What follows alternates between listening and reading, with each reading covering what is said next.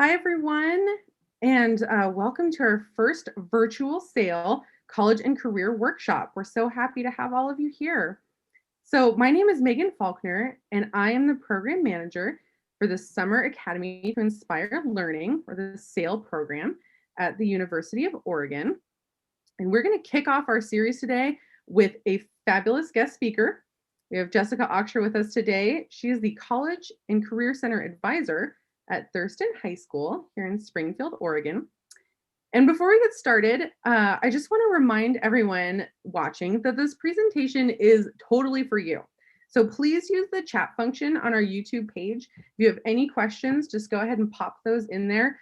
We have our wonderful sales staff who are monitoring the chat, and we'll make sure your questions get asked and you get answers to anything you're curious about towards the end of the presentation. And then after this session, I also just wanted to remind everyone that we do have another session, our Ask Our College Student Experts Q&A, and that'll begin at 3 p.m. on this same live streaming page. And we'll have a panel of our SAIL mentors who are current college students, and they can answer your questions about the college process, life after high school, and kind of any tips and tricks that they've picked up along the way. So lots of good stuff for you this afternoon. So without any further ado, I would love to turn it over to Jessica to introduce herself and to get us started. Thanks for joining us. All right, thank you, Megan. So I am so excited to kick off this series. What a great presentation we have for you guys today. We're going to talk all about how to set yourself up for success, and we're going to just dive right into it. So to get started, I just want to talk a little bit about myself. Who am I, and why should you listen to anything I have to say today, right? So I am, as Megan said, the College and Career Advisor at Thurston High School. This is my third year with Thurston. But prior to that, I was actually a recruiter, a campus recruiter for a CPA firm. And so I worked with a lot of different colleges, hiring interns and full-time staff throughout the Western United States. And so I got to work with a lot of college students. And I also got to work on developing our firm's scholarships, which we awarded 5 to 10 scholarships per school. So I have a lot of experience with college and scholarships and all of that. And on top of that, I have 2 college students myself who are both currently debt-free because of scholarships and different grants and things like that. So I feel like I have a little bit of expertise, but there's definitely always things that I'm learning. So hopefully I will share some tips and tricks with you, and I'm happy to answer any of the questions that you guys have today. So with that, let's just dive right into it and talk about success. So one thing I want you guys to know is success looks different for everybody. No student is the same, no path is the same. And that is what is truly exciting for me in my job, is because everybody is unique. So let's talk about it. We're gonna look at the post-graduation plans. What are your goals? How are you gonna get there? What you can do now to set yourself up for success, and also set yourself apart from others. And then we're going to discover strategies to stay organized and develop great habits. So when I'm talking to students about post-high school goals, there's some different options. So there's different options for different people. I mentioned that before. There's some students that are ready to go straight into a 4-year university, like the University of Oregon, right out of high school. There's some students that are going to want to go to a 2-year school. So a community college. Other students might decide they want to go into a trade or an apprenticeship or go right into the workforce. And then there are students that also want to go into the military. So there's lots of different options for you guys to choose from, and I'm going to talk about all of those today. The first one is college. And, these are some benefits that when I'm talking to students, I'm bringing up to them, because I want to make sure that they don't think about just the cost and just campus life and things like that, but they're really looking big picture, looking beyond the classroom. So I have a lot of notes, and I'm going to kind of walk through all of this. This is a lot of information that I'm going to be throwing your way. So just kind of sit back and take it all in. Okay, so the first point here is your increased access to job opportunities. Now, I've learned this firsthand through being that recruiting manager and hiring manager and getting to work with students.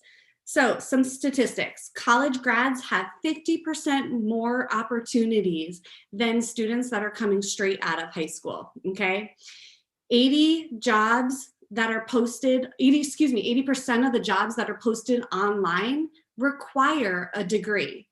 Now, 50% are non-degree. I know there's a little differentiation in numbers in there, but trust me, these numbers have been checked 3 or 4 times. So what that says to me is it's making it harder for the student, or the individual that doesn't have a degree to connect with an employer, okay? So you're gonna have more jobs posted for people that have a degree, a bachelor's degree or a master's degree or what have you. You also, under that job opportunity category, you're going to have an expanded network. And the reason for that is you are going to meet tons and tons of other students, peers. You're going to have advisors, you're going to have professors, you're also going to have mentors. Okay, so your job opportunities just expanded from walking into the classroom because of all of these networks that you're building. Okay. The next one that we have is preparation for a specialized career. Now, you might wonder kind of what that looks like, and you think about education or journalism or architecture. These are jobs that you need a specialized education in order to pursue your career, okay? So as industries evolve, like technology and healthcare, you need that specialized training that only you can get from a university, which is going to get you your bachelor's degree, and maybe you're going to go on for maybe a PhD or an MBA or whatever it is. You're also going to have that increased marketability. We already talked about the network that you're going to develop. But in addition to that, you're going to have a competitive edge against other people that may be looking for that position. And the reason for that is you're going to develop exceptional communication skills. You're going to develop leadership skills, critical thinking, problem solving, and analytical skills. Now, some of you might be wondering what all that means, and that's what you're going to learn in college. That's what I learned in the classes that I take. You're going to develop these skills that you've never even heard of, and that is going to be great marketing for you. So let's talk about that earning potential. Everybody wants to make some money, and everybody wants to have that lifestyle that is very comfortable. With a degree, and let's just talk about an associate's degree that you can get at a 2-year school. Your average salary for a year is about $25,000 to $30,000 a year. But if you go to a university and get your bachelor's degree, that all of a sudden jumps up to about $50,000. That's average. Now, when I was hiring people, we would start them at $60,000. Okay, so that was about 5 years ago, and it's inflated since then. So you can see the difference between getting your associate's degree and getting your bachelor's degree.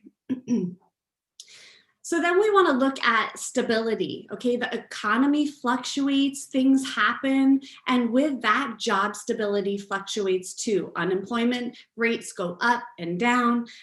What we're seeing in the trend is that the number of people that have a degree have more stability when the economy is a little more fluctuated, I'll say.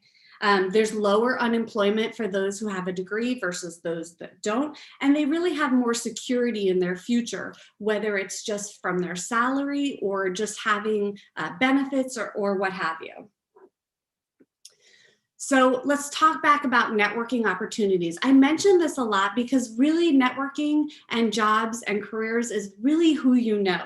And so before we were on, Megan was talking about a job fair that she was on, and that made me think of how many job fairs I went to and met students and networked with students and built those relationships. Those are opportunities that you get through a university. You also have internship opportunities. There's opportunities for volunteering and getting involved in different clubs that are part of that campus life. those are all things that will help you in your future, that could really help you in getting a job, but advancing in a job as well. So then we look at advancement and that pathway to advancement. So if you think about going to school, that is your stepping stone into your future career. So maybe your first step is getting accepted to college, getting that degree, and maybe you want to move on and get your master's or your MBA or your PhD, or maybe you just need that degree so you can get your foot in the door to that job and then advance within that company. That is all things that will happen when you get your bachelor's degree, and a huge benefit. So personal growth and improvement, and this is one that I love because I'm very much into continuing to grow throughout my life and learning and things like that. So the additional skills that you gain from a college experience, whether it's writing skills, time management, learning how to work in teams, the opportunity to polish those presentation skills, you're learning how to network. It's very intimidating to go talk to a professor and ask them for help, going for advising and all that kind of stuff. But you're really honing in on those skills, and you're polishing them, and you're building that network once again. So it's really important. It also is empowering. It builds confidence. I have seen, my son is a junior this year at the U of O, and I have seen such a difference in his confidence level, and watching him give presentations now blows my mind from where he was when he was in high school. It's also known that the people who have a degree are more involved with things like volunteer work, community service, board members, and just charitable organizations. So if that's something that maybe is interesting to you, you'd like to get involved with that stuff, you're probably going to appreciate that even more once you go through your college experience. So job satisfaction, that is a huge thing for me. Like I said before, I was in my prior position for 20 years. You don't stay in a position for 20 years if you don't love it. And 86% consider, those 86% of those with a college degree consider their job something they value, something that they love, versus 57% high school graduates who are just working right out of school don't feel that same. There's only 50% between versus 86%. So that's a big difference, in my opinion, of people that really love their job.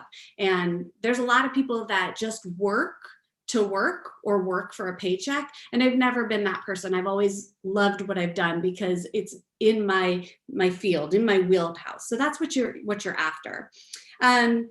Let's see, we've got some other, 42% of high school graduates say they just have their job to pay their bills, that it's not satisfying them. That is a number that really makes me sad, and I would not want that for you guys. So that last bullet point, positive return on investment.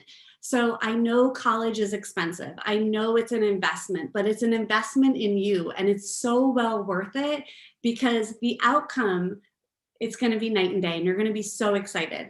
So 72% of college graduates that have a degree, a bachelor's degree, believe that their degree has paid off. Okay, it's easier for them to be employed, and the cost of college is an investment in their future. So hopefully those are some things that you maybe didn't think about when you're thinking about, should I go to college? Should I go to a 4-year versus a 2-year? Because I think these are really great points and things that you should be thinking about now. All right, so college looks different for everybody. Some people will go to college straight out of school to a 4-year. Some will go to a 2-year and transfer. Some will go to a 2-year and be done. I have a student in both. I have one that is a 4-year and one that's starting in community college and then is going to transfer. Degree options are a little bit different, so you're going to want to research, that. But basically, you're looking at a bachelor's degree versus an associate's degree. Campus life is obviously going to be different as well. College is, it's one of my favorite places to be. I love just campus life. I love the clubs, the sports, the residents, everything about campus. Community college, a 2-year college, is going to be a little different. It's going to be smaller. There's going to be less options. Doesn't mean it's bad or good. You just have to decide what's best for you, okay? Class sizes are going to be a little bit bigger, probably quite a bit bigger at the 4-year school, but as you move up, those class sizes are smaller. So where you start off, you may have larger groups. My son is now a junior and he maybe has 20 kids in his class, some of them 15, because he's just in his marketing and business classes. Class sizes at a 2-year school are going to be a little bit different. They're going to be a little bit smaller. So again, something to think about. The tuition cost is obviously going to be a little less at a 2-year school. And that's just because of, what you're paying for is, you have the faculty at a university, the campus life, the sports, all of those things you're paying for.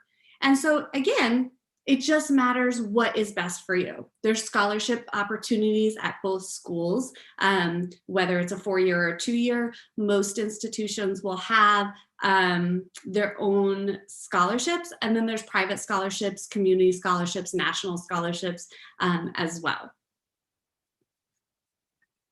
So maybe college isn't for you. Maybe you're thinking you want to go into a trade.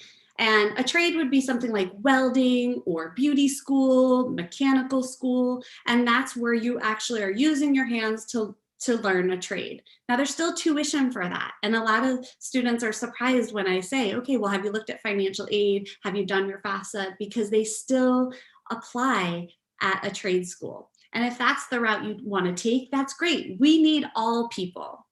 There's also the apprenticeships. Now, an apprenticeship is basically where you have a job. So maybe you are working as an electrician and the company has hired you, and then that company will pay for your education. So you work during the day, you get paid, and then the company pays for you to go to school in the evening.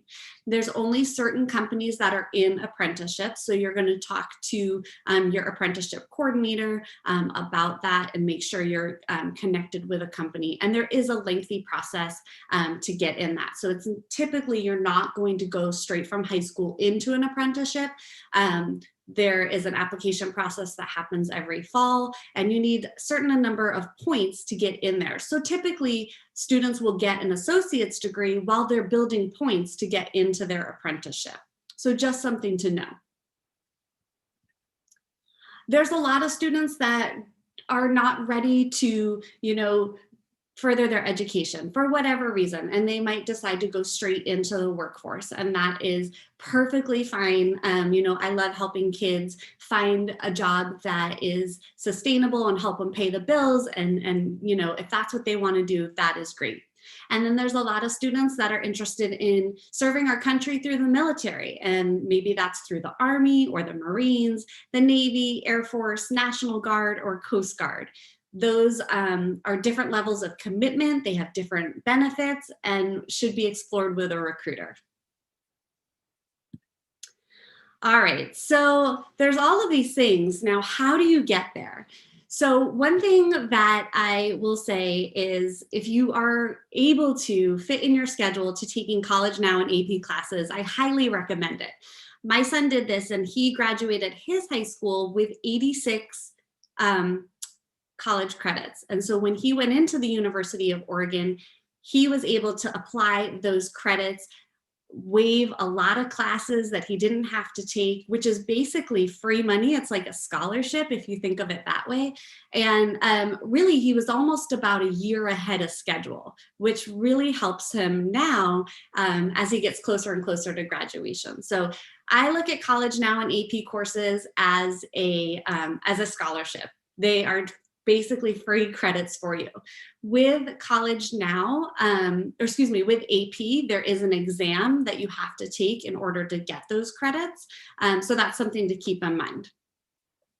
Extracurricular activities. So I think it's really important for students to get involved in extracurricular activities. That could be, theater, it could be sports, it could be band, it could be the debate club, the chess club, whatever, the student union, Black student union, it could be anything. But getting involved with your school, it really does help you stand out.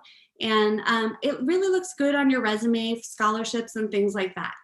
I will say, don't just do any of this just to do it. Find your passion and do something that really gets you excited.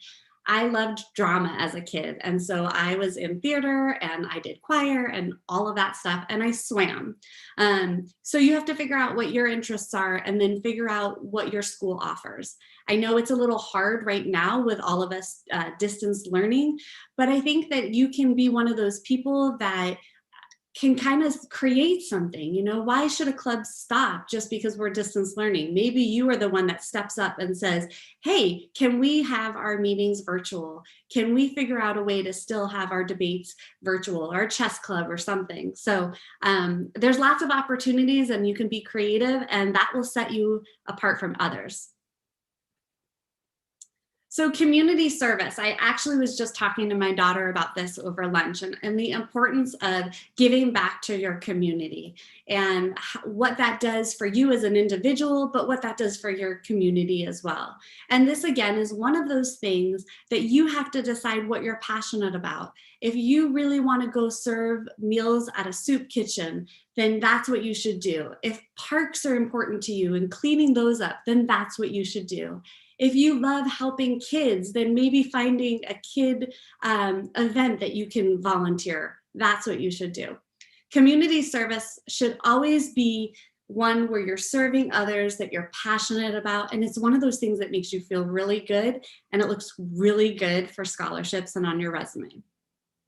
Work experience, not everybody is going to have the opportunity to have a job, but if you do have that opportunity, I love it when students have work experience on their resume. Work experience can also look different though. You might work at Crumble Cookie, which I would be really excited because I'd come get a cookie from you, but you might be one of those students that you're not able to actually get a job outside the home because you're helping watch your brother or sister. So then maybe you think about, you have you're babysitting, childcare, maybe you mow lawns, maybe you do a paper route. I don't know if that's still a thing. That was what my first job was. All of those things are work experience. Maybe you help your neighbor, you house sit, or you get the mail when your neighbor's gone, you clean houses, whatever it is, that's all work experience that you can put down on your resume. And then leadership involvement. So this is a big one because I think we often don't look at ourselves as leaders, but I think we need to. I think we need to be our own cheerleaders and find those opportunities to lead others, be an example, be a mentor. Maybe you're the president of your class. Maybe you're the editor of the school newspaper. Look for those opportunities. And especially if you're just, getting started in high school, this is a great opportunity for you to learn from others that are upperclassmen and see what you like and maybe can do down the road. And the last thing I'll say is, what makes you you? What makes you unique and different from everybody else? We all are special in our own ways, and that's what we have to find so that we can really shine those lights on those unique traits that we have, especially when we're looking at college applications and scholarships and different opportunities throughout our life. And I love this picture of this woman because I feel like she's my spirit animal, that face. Okay, so how do you set yourself up for success? Well, the first thing I will ask is, how committed really are you? So I will say that my two boys that are in college are completely different. I have one that was extremely committed and was in his counselor's office or college and career center every single day working on scholarships. And he has a full ride, 4 years at the University of Oregon. And I'm so proud. He did not listen to a word I said, but he was doing everything I said behind my back. And so that was commitment. I have another son who I love so much, was not as committed, applied for one scholarship. got that one scholarship, but he's actually getting school through grants and athletic scholarships. So different people, and it's both fine. One was very committed to scholarships, and the other not as much. So if you're interested in getting a scholarship or getting as many scholarships as you can, what I will say is make it your job. Make scholarships your job. Do your research, explore opportunities, and gather that information. You can start that as a freshman, sophomore, junior. I have juniors that are applying for scholarships. They're making lists to get organized of the different scholarships that they can apply for next year. They're gathering the information now. So one thing that you could be gathering now is creating a list of all the activities that you've done. Volunteer work, paid work, extracurricular. You can be gathering all of that now, because what you're going to create down the road is called a brag sheet. And that's one of those things where nobody wants to be known as the person that brags about themselves, except when you're applying for scholarships. When you're applying for scholarships, you want to brag and share everything great that you've ever done. So getting that activity sheet now is really going to help you later on when you're like, what did I do sophomore year? It's really hard to think about, right? So we're going to create that now, put it in a Google sheet, and just keep adding to it as you develop throughout the years. You can also be gathering your transcripts, making sure you're on track, gathering letters of recommendations from people. Maybe it's a coach, a community member, someone through your church, Boy Scouts, family member. These are all great things to have so that when you need them, you can pull them out of your back pocket and have it to use, okay? So we talked about researching the scholarships. My school uses Naviance, but there's a lot of information on different websites like the Oregon Goes to College, the Big Future website. Your school probably has specific scholarships for your school as well. So you'll want to, really get to know your college and career advisor and find out what those scholarships are. And then one thing that I will say is dedicate time every day to working on scholarships. And you don't want to spend hours and hours on it because you'll burn out. But even if you just spend 45 minutes a day on it, you're going to make some progress every single day. And when push comes to shove, you're going to have a lot more together than somebody who hasn't worked on it and is scrambling to get their essays done and things like that. Another piece of advice that I gave my son and did not think he listened to me, but he clearly did, was apply for everything. My son received so many scholarships. It did not matter the amount. There was no scholarship too small for him. He applied for everything. He got turned down on a lot of scholarships, but he got a lot of scholarships, and he got really good ones that were renewable. So I will say, apply for everything. No scholarship is too small for you. No scholarship should be turned away. We talked about getting involved. I'm going to just say it again. Get involved with your school. Get involved with your community. Boy Scouts, Girl Scouts, dance, soccer, whatever it is. Church, different things, everything you can get involved in that really gets you excited. Make sure it's something you're passionate about. Don't just do it to do it. And then we talked about volunteering, giving back to your community and how important that is. Finding something you're passionate. I will just keep saying the same things. I'll be a broken record because it's so important. And just don't do it once just to do it. Do it often. Maybe think about it as 4 quarters in a year. Every quarter, make sure that you're doing something. Or if you want to do it more, you want to do it once a month. Whatever you have time for. But do it. It's important. Okay, this is my final slide. There is so much information on here, but these are my top tips for success. So motivate yourself early. So what that means is don't wait till the very last minute to do these things. Motivate yourself. Be committed enough to, get that stuff done as early as possible. What I'm telling my students right now is apply for the early application. Get it done, get your FAFSA done, get it out of the way so that all we have to focus on is scholarships. We've got OSAC coming up, we've got the university scholarships, the college scholarships, and then we have our scholarships. So the more you can get done ahead of time, the better. And again, set aside that time each week or each day to focus on your scholarships or your college applications or whatever you're working on at that time. If you have a mentoring program at your school, that is a great opportunity to schedule that time. So you have somebody that's saying, okay, so last week we worked on this and you were supposed to do XYZ. Did you do it? Okay, great. Now the next step is this and that. And so it's somebody that's really pushing you when maybe you don't feel like being pushed. I know senioritis is a thing. I get that. I've been through it twice now with my boys, and really having somebody that's pushing you to be better and to be successful, even when you don't want to be. I know in my college and career center, I have stress snacks. I have chips and cookies and cocoa and all that kind of stuff. So if you're motivated by food, go get some snacks, whatever they are, and just sit down and put your head down and start working on that stuff. The other thing that I will say is fill your schedule. Avoid those off periods. I know your junior and senior year, the last thing you want to do is go to school, right? But having those schedules filled with as many College Now classes as possible, those again are classes you don't have to take later on. It's really going to help you. And so I really would encourage you to try to have as few off periods as possible. All right, so the next one's a big one for me, stay organized. And that's gonna look different for everybody. So what does it look like for you? Think about that. Are you a pen and paper type of person?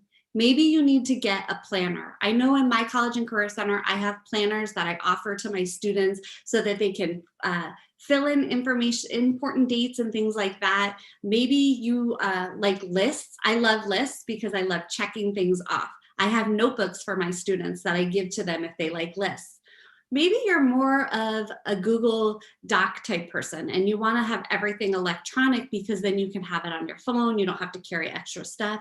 Whatever it is, I have templates for my students in our Google Classroom, for Google Sheets, and I just try to make sure that I have every resource I can think of so that it's one that works for them. If pen and paper doesn't work for you, then you're not going to do it.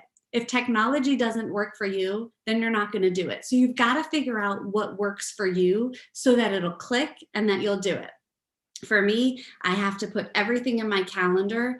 Even if it's go for a walk with a friend, it goes in my calendar so I don't forget. I have to do a to-do list and look at that list every morning and check things off because it just makes me feel like I've accomplished and I can see what I've got done. You guys are no different than I am. You just have to figure out a system that works for you. Okay. The next tip is there are scholarships for everything. There is one if you're a vegetarian. If you're into zombies, there's a zombie one. There's a Coca-Cola one. There is literally one for everything. And you can research it. But again, if you have a mentor, they can help you find those. Your college and career advisor, they can help you. There are a lot of people that will support you through this process. And if you don't have anybody that's going to support you, you can email me and I'll support you, okay? But there is a scholarship for everything. So don't think, there's not one for something that you can apply for. There definitely is. I'll say it a million times, apply, apply, apply. Apply for every scholarship you can, okay? As long as you meet the requirements. If you don't meet the requirements, you might not want to apply for it, and spend that time. But if you're meeting those requirements, you should apply for it, okay? And if you're not sure, I would talk to your counselor, talk to your mentor, talk to your college career advisor. All right, I'm curious, how many of you guys have gotten letters of recommendations? This is something that I have been telling my kids since day one. Get those letters of recommendation requests in early, okay? That again is one of those things that you can use when I talked about earlier, the brag sheet. The brag sheet is something that you can give to somebody that shows all the things that you've accomplished. You can give it to them when you're asking them to write a letter of recommendation. Now, letter of recommendations, again, can be a teacher, it could be a counselor, it could be a coach, it could be a supervisor at work, a community member, it could be even a family member. Maybe you're working for a family member. it really just is somebody that can speak about you and your character. But you want to give these people enough time that they can write a really good letter of recommendation, one that you can use not just for applying for college, but for all the scholarships you're going to apply for as well. And keep in mind that not everybody is a really good writer. And so you may want to ask for about 4 or 5 different letters of recommendations. So when you get it back, you're not looking at it and it's got 2 sentences and you're thinking, I can't use this for my scholarship application. Once you get those letters of recommendations back, make lots of copies of them, keep them in a folder nice and neat. So when you do need them, you can pull them out, okay? I give my students folders for all of the things that they need, their letters of recommendations, their scholarship, transcripts, their activity sheets, their resumes, so that it's nice and neat. And when they need it, they can just pull it out. Okay, so we talked about staying organized with a planner. This is also how I have my students track deadlines and have them keep a journal. And I've got a funny story about this. So with scholarships, I tell them to write down everything. The name of the scholarship, when it's due, what they need to turn in, what the scholarship amount is, and then a field at the end for if they receive the scholarship. Now, I told my son to do this and he didn't do it. And he got, I don't know, about 10 different scholarships. And when he went back to college, or when he went to college, his freshman year, he said, Mom, do you remember the scholarships that I received? And I said, no. And I said, you're going to have to go back to high school and ask your college and career advisor. And so he did, and that was a little bit embarrassing. So what I tell my students is keep a list, track it. That way, if the scholarship doesn't show up in your university account, you now can go back and look and say, okay, I didn't get the Rotary one. I didn't get the Elks one. They're not in the university. So I need to reach out to them and make sure they deposit those funds in my account. And it happens. And so tracking those, keeping that nice and organized is really going to help you and save you time later on. We talked about tracking those activities. Again, remember you're tracking activities from your freshman year all the way to senior year. So the earlier you start creating that list, I know you're thinking 4 years, it seems kind of crazy, but it's really going to be helpful. There's a lot to remember. You're going to be tracking all your meetings for, let's say you're on track and field. So all your practices, all your team meetings, all your meets, all those hours need to be tracked. Maybe you're in a musical at the school. All of your practices are going to be tracked. Your performances are going to be tracked. Maybe you're doing a tennis camp for kids through your tennis team. That's volunteer work. So that's going to be tracked. All of these activities, and that builds up your brag sheet that we were talking about before. And scholarship committees look at these. Okay, we talked about this earlier, Megan and I, that it's okay not to know. I don't know everything. I had a student email or call me yesterday asking me a question, and I didn't know the answer, and that's okay. You have people that are around you that will help you. And for me, I just let them know, I don't know, but let me look and I'll find out. So give yourself some grace and know you're not expected to know everything and that we're here to help you. Don't overlook anything and really keep an open mind. And what I mean by that is, there's a lot of people that just close off on applying for scholarships because they don't think they can get them. And there's a lot of times when after I've had that conversation and encourage them to do it, they end up receiving those scholarships. Keep an open mind that you have a story to tell and you have a lot of things that scholarship committees are really excited about and want to support you in your future, in your education. And so don't close yourself off to those opportunities. Have a positive mindset. I'm very positive. Even in this crazy time we're in right now, I really try to stay positive for my students, for my family, that we're going to get through this and we're going to make this the best year ever. And my seniors are like, but Miss Jessica, how is this going to be the best year ever? I'm like, because we're in it together. So same with scholarships. You're going to do the best that you can and make the most of this year, however it shakes out. Okay. Last piece of advice is just take a deep breath, It's going to be okay. We're going to get through this, and you're going to do amazing. So that is all I have for you. I did put my email up here. If you want to take a quick screenshot, go ahead. I am happy to connect with you guys and answer questions or point you in the right direction. But I just want to say thank you so much to all of you for joining live. And thank you to the U of O SAIL program for inviting me to speak with you. And I'm here for questions if you have any.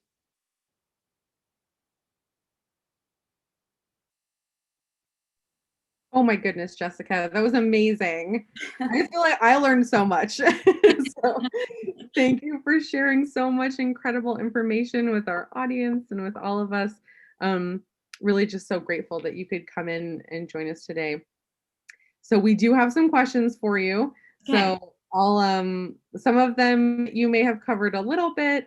Some of them you might not have gotten to. So feel free to add in whatever details seem relevant to you, and we'll see what people are curious about. So one we have is my school doesn't have a college and career center. So who can I talk to for help? I know my school didn't when I was in high school. So yeah, where should students go? Yeah, that is a really good point. So I'm hoping that your school has counselors that can help with this. A lot of the counselors in my school are very diverse in all of this, and so I'm hoping that if your school doesn't have a college and career person, that you can go to your counselor and talk to them, and that they can help and support you. And if your school has an Aspire program, hopefully they can be a mentor. Someone from there can be a mentor to you and help you. Definitely, if you don't have that support within school, you will need to look outside of that and look into your network. And maybe it's a family member or, even a friend's parents can be helpful, because I know a lot. I actually have around my kitchen table my son's friends that come and ask me for advice. So hopefully you can find support within your school, but if not, reach out into your community. That's wonderful. Thank you so much. Yes. Kind of on a similar theme here. Let's see. My parents didn't go to college, but they want to help me, but they're super overwhelmed by all of the information. So where can they start? Yeah. So it is overwhelming, especially if you didn't go to college and you're the first one. So what I will say, and I'm very big on this is your future. And so you really need to take the ownership with this, and definitely you like having that support from your parents or whoever your guardians are is important. But I really want to encourage all of you guys to take ownership for this. And the reason for that is when you go to college, they can't help you with financial aid or any of that stuff. And so it's really going to be important for you to understand the FAFSA, for you to understand how your scholarships work, for you to understand all the requirements. And their job is to support you in this. And so hopefully you have somebody at your school or within your community that you can kind of lean on and help. And I also hope that your school offers some events for families. So for instance, I offer an event for explaining financial aid, an event for going over scholarships. I offer a military night. And if your school doesn't offer that, we can share with you my website, which has videos on all of these things that maybe your parents can tap into. I know SAIL is going to be doing a series of different workshops that they can join. So there's a lot of resource, a lot of support, whether it's virtual or live, and hopefully that will help you and your family.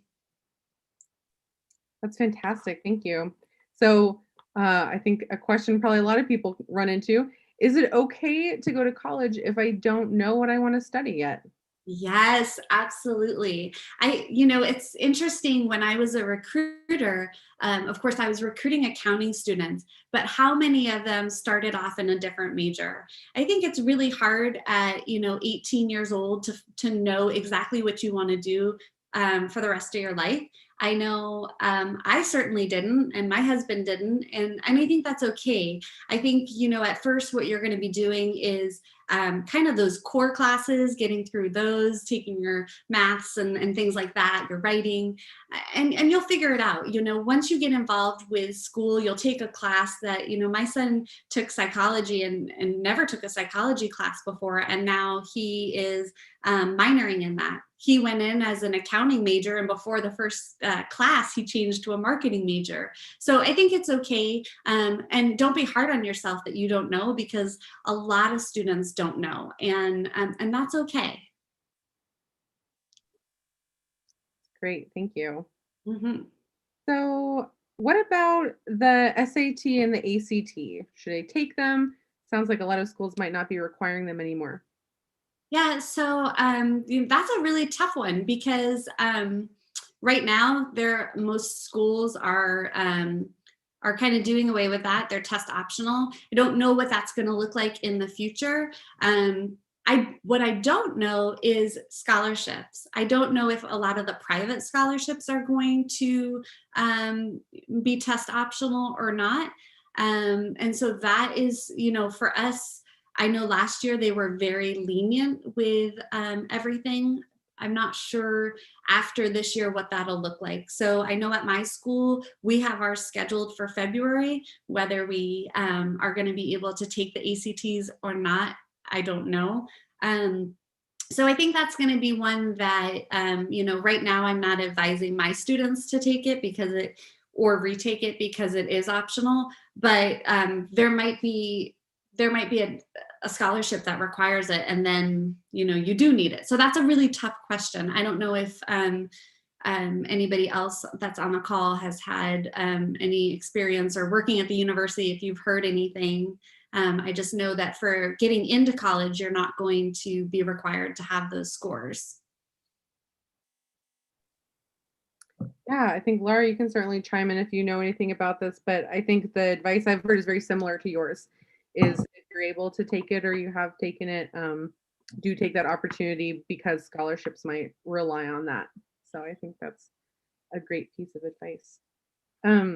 Speaking of scholarships, where are some places to look for the best scholarships and grants for college? I know you mentioned a few, but yeah, so OSAC is definitely one that I have a lot of my students apply for, and we've had success. There's some big ones like the Ford Scholars. That is a great scholarship if you're eligible for that. Big Future, they have a great list of scholarships, and Oregon Goes to College. I don't know why I always get tongue twisted with that one. Also, if your school has Naviance, that's where a lot of the college and career advisors will upload their scholarships for the community ones that might be specific for your school. It's also really good to look at the different credit unions and banks, because they offer some. Also, if your parents work somewhere, sometimes businesses will offer different scholarships as well. So, you just kind of got to do some Google search. I know my students have found ones that have been very unique to them and what they are planning to study in school, or an interest. Like I mentioned earlier, that vegetarian one, I use that one a lot because I'm vegan, and I thought it was amazing that they had a vegetarian one. I mentioned the zombie one. So there are a lot of opportunities out there. If you're on Instagram, I know that there's a lot of Instagram pages that share it, like Get Schooled. Again, Big Future, Oregon Goes to College, Gear Up, all of them will share different opportunities as well on their website, as well as on their Instagram pages. fantastic. Those are all really great resources. Another question we have here is, will I still be able to go to college if I don't get the best grades in high school?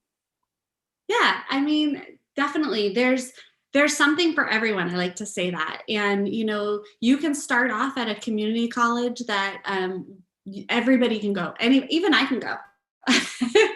And that might be something that, we don't know what happens in individual lives, and everybody has a story. And so your path may be that you start at a 2-year school and then transfer if that's what you wish to do. You may be one of those people that I'm working with a student right now that is burned out. She's just with COVID, she's really having a hard time. And so she's going to take a year off and then go back. So there's different paths for everybody. Sometimes it's harder when you take that time off to go back, but you have to do what's best for you. Wonderful. I think kind of picking up on that thread of feeling overwhelmed, or this obviously just being a really strange time for everyone. We do have a question. So all of this college prep is really overwhelming. Do you have any advice for staying organized and on top of everything? Yeah, so for me, I'm definitely a list person. I have to have a to-do list. And not just in my work, but in my personal life, I like that as well. I schedule everything into my phone. I mean, if I'm going to have a I mean, this is kind of silly, but if I have to remind myself to pick up my contact lens, I will schedule that into my phone because otherwise I'll forget. I mean, there's so many things going on right now. So I love the technology of having my planner in my phone. Some people will prefer to have a planner as a notebook. You just have to figure out a system that works for you. But for me, I like lists and I like everything to be in my calendar. Everything. I even schedule my workouts. I think that's awesome. So kind of thinking about that sort of learning from home, or maybe not having some of the same structures we normally do. What are some tips for just practicing good study habits at home when you don't have the school structure? Yeah, so I will tell you guys all, I am actually a full-time student as well. I am back in school. And so for me, I've had to come back to, you know, learning studying habits, and it is really hard. So you've got all these distractions. You can't really go to the library or the coffee shop like you used to be able to. For me, I have to set aside a certain amount of time every day. And again, I schedule it into my day. That is my time. And I have a specific area. We tell our kids at school, have a dedicated area that's for your classes. And so I have a specific area that is like, when I'm in that area, nobody can bother me. There's no TV, there's no music, there's no nothing. And I really just have to focus. And so for me, that works really well.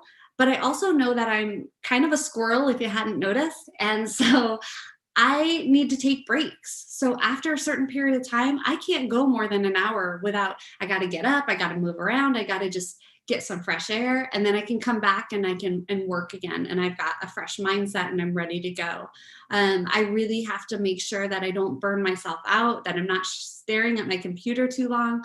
Otherwise, it's just like glazed eyes, and that doesn't help anybody. So I would say definitely, trying to find a quiet space, and then definitely, having those breaks in between is very helpful. Awesome. And I think you're talking about extracurriculars and volunteering stirred up some some thoughts here. Okay. So right now, a lot of opportunities that people might take advantage of aren't available. Do you have any tips for finding those type of either extracurricular or volunteer opportunities that people can do right now? Yeah. So, I think that we have to kind of think outside the box a little bit. So I think that, thinking about things that you can do, creating maybe a fundraiser that you can do virtually. There's a lot of like runners maybe, and you're raising money for, whatever it is, the Red Cross, let's just say that. We've had a lot of fires here, some pretty big fires and evacuations and stuff like that. So I'm going to use that as an example. And so maybe you put together a run to raise money for people that were evacuated to give to the Red Cross or United Way or something like that. That would be something that you could do. You can still do a park cleanup. You can distance yourself and wear a mask and stay 6 feet apart and do that. So I think that it's just kind of thinking outside the box a little bit and being more creative than, the normal. you could probably call, the Parks and Rec and see what opportunities they still have available.